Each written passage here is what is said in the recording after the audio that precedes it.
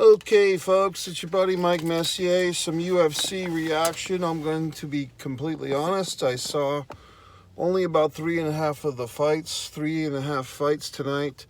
UFC 298. I'll give you my thoughts. First of all, as you know, you should know, new champion. God, I have a hard time pronouncing these names, and I hate saying people's names wrong. Tuvara from Spain, I believe the first champion in the UFC of any weight class from Spain. I think they said he was the 5th overall fighter from Spain, 27 years old. Seemed to have a young lady in his life, a young bride of sorts. Seemed like all the ladies in his life were wearing black tonight. I'm an in and out UFC fan. I really peaked in my UFC fanhood around 2004 to 2008, 2009. I phased out when they were really pushing Brock Lesnar. I don't like Brock Lesnar. He's a steroid user, amongst other things, as we know. So, I've been getting back into it. I got the UFC app for the last couple of years. I go to the movie theaters for these pay-per-views. Volkanovski, if I'm saying his name correct, I've seen his last 4 or 5 fights. I saw that epic fight where he almost won the title in the weight class above him. Unfortunately, I saw the fight where he didn't even have a training camp. He lost that rematch. That was unfortunate. And here he is, having lost 2 of his last 3 fights, comes into this one. And, I'm telling you, I was excited to hear we come from the land down under. Sorry, thunder, bit of thunder. I'm all excited. The fucking men at work singing that song. I'm all jacked up, hoping he's going to beat this young punk into oblivion. And unfortunately, not the case. Volkanovski had a great first round. I thought I would give him the 10-9. Volkanovski. Some people thought the challenger won the first round, but then boom, shaboom, shabba, shabba, shabba, gets the knockout. I don't think this loss, I think it's more like the challenger won. I don't think it's that Volkanovski did anything wrong. He got caught. And it's unfortunate when you see these legends lose. They come down to earth a little bit. And you don't want to see these guys, like Tito Ortiz, I think, lost 8 of his last 9 UFC fights. Wow, my memory's kicking in today, folks. And we saw guys like Chuck Liddell lost several of his last UFC fights. And sometimes these guys end up in some of the other MMA groups, that are a little more forgiving when it comes to one-loss records. And, but it's kind of a demotion, to be honest with you, for these UFC guys that are at the top of the charts. And then they go down and they, whether it's Bellator or some other group they fight in, it does feel like a demotion. Sometimes they even get more money from these other groups, okay? But the point of the matter is this. I'd hate to see Volkanovski go that route. Also, I'd hate for him to stick around and get knocked out, a bunch more times. So, and I think one of the commentators, it might have been Jumpin' Joe Rogan, made a nice comment. Hey, look, he's been knocked out in his last 2 fights. His last fight wasn't even that long ago. I want to say it was late in the summer, maybe August, September, late summer, early fall. In Florida, it's so hard to say. I'm still in Austin, Texas, by the way, and I'll give you the wrap-up of that in a minute. But I don't know. I hate to see Volkanovski go out like this. I'm sure he's going to want to fight again. He's already talking about a rematch. Whatever the fuck, the new champion called out Conor McGregor. Really? Is this 2019? Isn't that passé? From my knowledge, McGregor still owes a fight to that other UFC coach. We haven't seen that fight yet. And Dana, if he is a man of integrity, supposedly going to hold Conor to that fight with the other coach guy, whose name, sorry, I can't remember, okay? So the point of the matter is this. Oh, yes, I want to fight Conor McGregor. Okay, so do I, all right? So whatever the fuck. Now, the other fights that I did see, the semi-main event, the semi-final, if you would.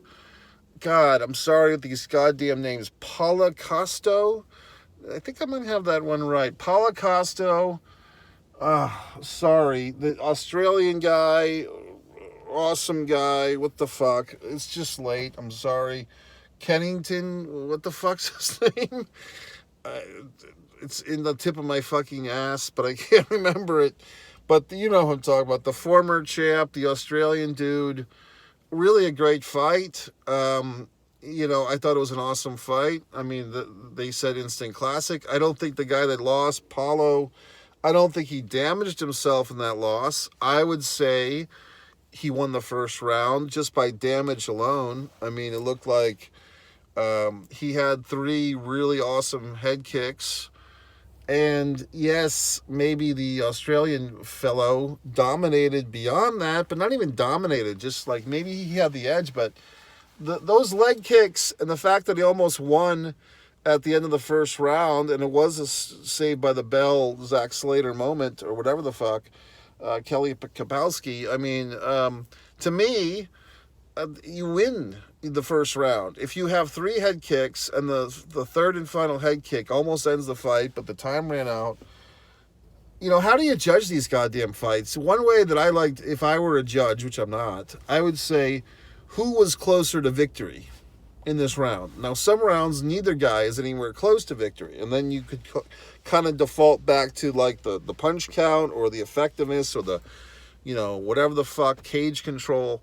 But I think in most rounds, I always think who was closer to winning the fight in this particular round. And you have to go with Paulo in the first round. And then the second 2, I don't think either of the second 2 rounds you could argue for either guy, really. And I think the Australian had the higher ranking. I think as a default, judges naturally kind of go to the guy who has the higher ranking or is the former champion in this case. Holy cunt. Oh, sorry.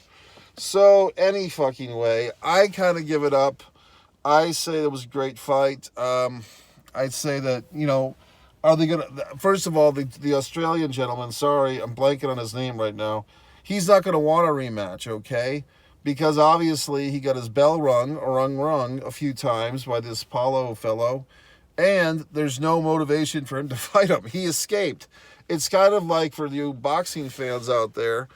Do you remember when Lennox Lewis, and yes, I did contribute to Lennox Lewis, the untold Lennox Lewis story, available on Amazon Prime. I'm listed as a contributing copywriter for that one. Dr. Dre reading many of my words. But Lennox Lewis escaped from, I believe it was Merciless Ray Lewis. Was it? Not Ray Lewis, the football player. Merciless Ray Mercer. Madison Square Garden, 10-round fight. Neither guy was a champion. Mercer, in my opinion, won that fight. I believe Lennox Lewis lost that fight. And some people say, that was Lennox Lewis's toughest fight. Yeah, because he fucking lost, okay? I'll be the first to admit it. But, they fucking gave it to Lennox because he was the good-looking British guy, and they wanted to get him in there with Holyfield and all those guys. So the point is, there's some politics in this, folks. I mean, if going deeper down the rabbit hole, do you remember when Oscar De La Hoya and Bernard Hopkins had this whole summer thing where they were going to fight, I think in July, and they both had tune-up fights, I think in May, whatever year this was, maybe 2003, 2004. And Bernard clearly won his tune-up fight, but Oscar clearly lost his tune-up fight to some German guy on the same card, okay? And they gave the decision, a majority decision, I believe, to De La Hoya, because the show must go on, folks. We got to get to Bernard and fucking Oscar, so we're not going to let this German guy throw a fucking monkey wrench into that. Or whatever the fucking German word is for monkey. Monkey wrench. Is that how German people say monkey? Monkey. Okay. So, going back to this, Henry Cejudo, who I do like him, and here's the thing with these UFC folks. You watch this shit long enough, there's a certain pattern. Some guy is dominant, he goes undefeated or close to it, he wins a title, he has a bunch of title defenses, and lo and behold, he's the greatest fighter of all time. or at least the greatest whatever the fuck weight of all time. The greatest middleweight, the greatest lightweight, the greatest heavyweight. All these assholes are the greatest until they lose and some other asshole becomes the greatest. So with that being said, Henry Cejudo, once again, one of the greatest, apparently. They're all the fucking greatest. But he goes in there and he's fighting this fellow, and it's clear that he's got his fucking arm fucked up, and the other guy is kind of mocking him, which I thought was a little disregardful, and so on and so forth, and so on and so forth. But credit, tip of the old hat, the knit hat, to Henry, did not quit. I mean, it was clear that he might have had a broken forearm or some shit, some bone is projecting. Look at my huge arms, by the way, okay? Look at these goddamn things. Look at that. It's a man's arm. So anyway, Henry fights the good fight, but loses. And there you have it. So then you had the fight that I kind of caught a partial of, and that's an interesting thing. I mean, do I want to share with you the trials and tribulations of my night? I guess I will. Look, folks, I had some other obligations tonight. They had this awards ceremony. I'm still in Austin, Texas, Austin Revolution Film Festival, yet I still wanted to go see the goddamn UFC fights. They had the fucking jury decisions and all the awards things tonight at this film festival, and of course I go to that. You know what I mean? And so, because I'm waiting for my name to be called, and it never was. So then I'm all, I'm not pissed. I'm not disappointed. I just don't have anything to talk about because I'm not a goddamn award winner this time, although I have 81 other awards in film and television you should know about. So I'm sitting there, and I still want to go see this fucking UFC thing. This theater I've never been to, as previously discussed. It's very difficult to drive in Austin, Texas. I'm a nervous wreck driving in this town. I like the town. I like the people, but I've been told it's overpopulated now, and the infrastructure of Austin can't handle all this popularity. So I wait for this awards ceremony to be over. I get on my, no one's talking to me. I'm not talking to anyone. I get on my fucking phone. I'm like, let me go see the goddamn fight that I wanted to see in the first place. It's past 9:20, and guess the fuck what? They're no longer selling the tickets on the fucking app to the fight. Now I'm screwed, okay? So I say, well, you know what? I've been paying a lot of money for this UFC stuff. I pay for the app. I pay for all these fights in the movie theater. I buy the occasional trinket. I've interviewed Randy Couture. I've paid my time. UFC owes me one tonight, okay? So I pull a little magic trick. I use my subscription plan to get myself a ticket to this Madden Web thing. I've been hearing all these horrible things about it. And I say, you know what? If the opportunity presents itself, I might just go into the other theater to see the fucking fight. Shh, don't tell. So I get to the goddamn theater, and I've never done this in the past. I've always been a good little boy and paid my $25, okay? So then I think Dana owes me one. So I get to the fucking theater. I'm trying to present my phone to whoever the fuck, and no one's around. I'm like, should I just walk the fuck in? But the young lady was getting herself a beverage at the machine, and then she zips me in. She checks my ID, and she tells me what theater to go see at Madam Web. Well, guess what? That's not where I'm headed, little girl.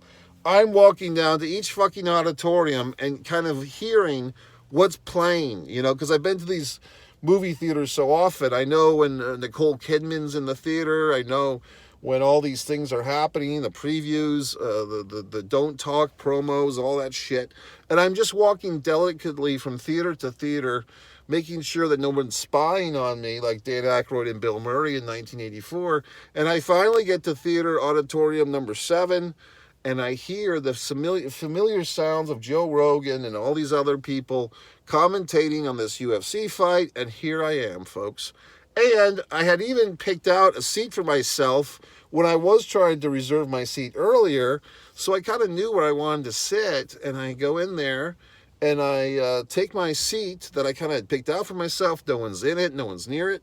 There was a pretty formidable crowd of gentlemen, all men in the theater, as far as I could tell, but I found myself a nice chair. I sit in it, making myself at home. And then I watched the Henry Cejudo, the conclusion of that. And then I say, you know what, I'm going to, look, I'm very much just middle class, salt of the earth, values, okay, middle class guy, doing the right thing, okay. I say, you know what? I've kind of fucked the theater in the ass a little bit tonight. I got a fucking Madam Web ticket. I'm in this UFC thing. I'm throwing off the infrastructure. I'm going to be like the Statue of Liberty and balance out the scales of justice. I'm going to do the right thing, Spike Lee, and buy some fucking overpriced food from this goddamn movie theater. So I go, I present myself. I ask the young Waitron person, woman, teenage kid, probably working on the weekends for some spending money for her cell phone bill or whatever the fuck. And I say, hey, how's the chicken wings here? And she says, oh, they're good. And then I say, I meant chicken tenders. And she said, oh, yes, of course. So we're speaking the same incorrect verbiage, me and the kids of tomorrow. So I ordered the fuck, and she said, it's a platter. It's got fucking pretzel bites and fries and all this shit. And then I fucking said, well, fuck, I'm in. So I ordered this thing. And then she says, can I see your phone? Can I see your ticket? And I'm like, oh, I said, why? She said, well, we need to know what seat to bring it to. I'm like, oh, shit. And I said, I don't just pick it up here? And she says, no, we bring it out to you. Oh, my God. So now it's like I'm busted. I've fucked myself because I just wanted some chicken tenders to watch with this UFC fight. So I quickly so I give her the fucking phone. And then I'm like, okay, what do I do? Do I go into the theater, find the seat that I'm supposed to be at, put my fucking water cup down, put my hat down, put my receipt, leave a little, trail of tears, trail of crumbs like Hansel and Gretel at the fucking seat? Or what do I do? Because I want to watch the next fight, but then I'm kind of putting the math together. And before I left the counter, I said, well, what's that take, about 10 minutes? And she said, 10, 15. Like, she didn't even say between 10 and 15. She's just talking jive to me, talking teenager.